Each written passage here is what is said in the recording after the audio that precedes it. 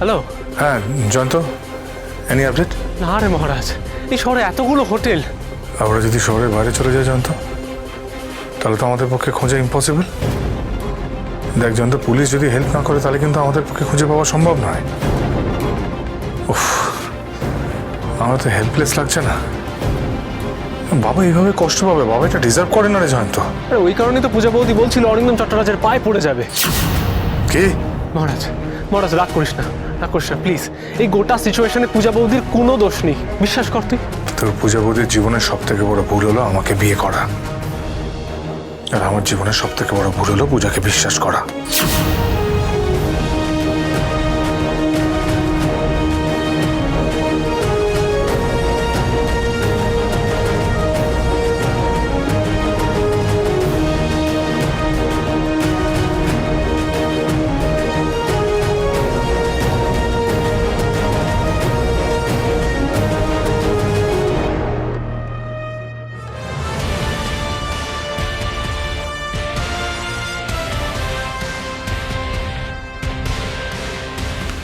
আমার কি একবার অরিন্দম চট্টরাজের কাছে যাওয়া উচিত?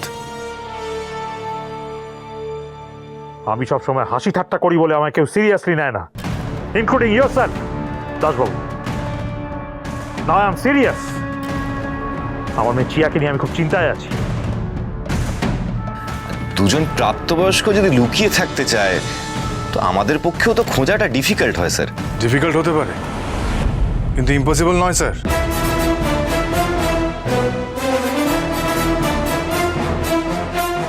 চালিয়ে ওদের ফোন ট্র্যাক করা যায়, কিন্তু আমি জানি সেই বাচ্চা দুজনেই ফোন বন্ধ করে রেখে দিয়েছে।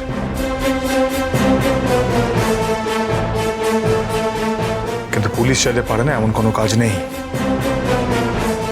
এই যে জ্ঞানী মহারাজ, তোমার জ্ঞান শোনার জন্য আমরা এখানে বসে নেই। এখানে এসছো কেন? আপনাকে রিকোয়েস্ট করতে।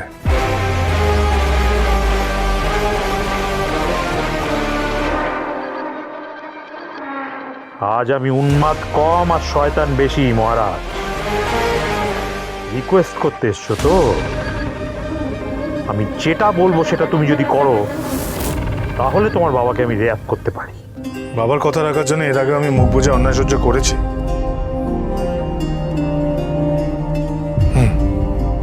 আজ এটুকু করতে পারবো না? তাহলে আজকে নরক দর্শন করো।